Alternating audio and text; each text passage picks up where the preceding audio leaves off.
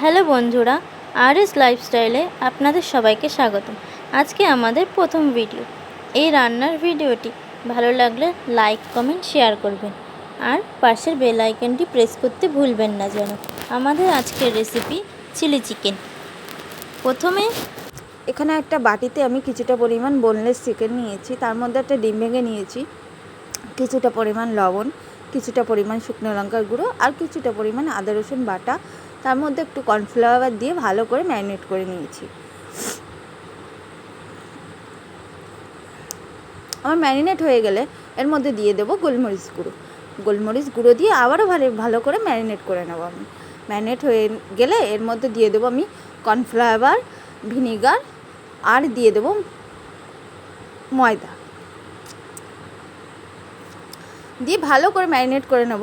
Marinate করে নেওয়ার পর আমি একটা কড়াইতে তেল নিয়ে নিয়েছি।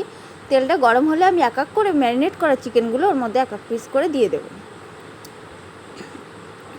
আপনারা আপনাদের পরিমাণ মতন আপনারা সব কিছু দিয়ে দিতে পারেন।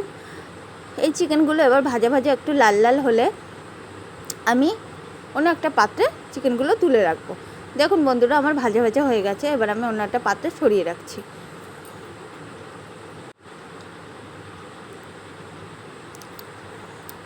আমার ভাজা সব হয়ে গেছে। এবার আমি কিছুটা তেল কমিয়ে এর মধ্যে দিয়ে দেবো আমি রসুন কুচিগুলো একটু লাল লাল ভাজা হলে এর মধ্যে দিয়ে দেবো আমি ক্যাপসিকাম কুচি, পেঁয়াজ কুচি দিয়ে ভালো করে নেড়ে নেব।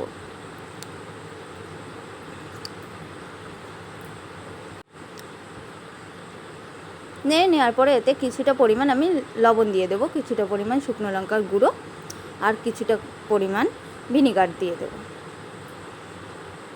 দিয়ে এর মধ্যে দিয়ে দেবো একটু সোয়া সস দিয়ে একটু নাড়িয়ে নেব। নাড়াচাড়া করার পর এতে আমি 2 টেবিল চামচ টমেটো সস দিয়ে দেব।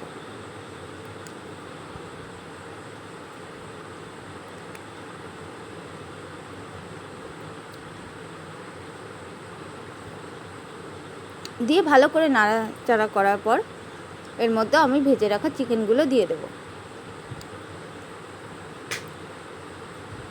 ভেজে রাখা চিকেনগুলো দিয়ে একটু নাড়াচাড়া করে এতে আমি দিয়ে দেবো পরিমাণ মতন জল। আপনারা আপনাদের পরিমাণ মতো জলও দিতে পারেন। এর মধ্যে আপনারা যদি একটু কাঁচা লঙ্কা কুচি দিতে চান তাও দিতে পারেন।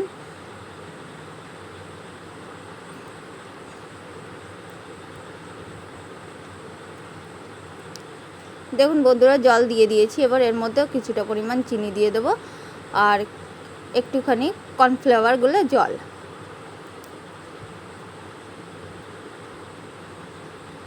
জল দিয়ে একটু নাড়িয়ে চাড়িয়ে কিছুক্ষণ ফুটতে দেব।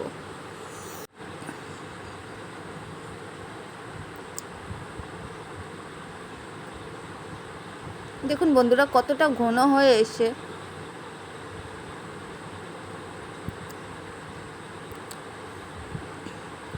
আপনারাও বাড়িতে ট্রাই করুন এবং আপনার আত্মীয় স্বজন যারা আছে তাদেরকেও করে খান।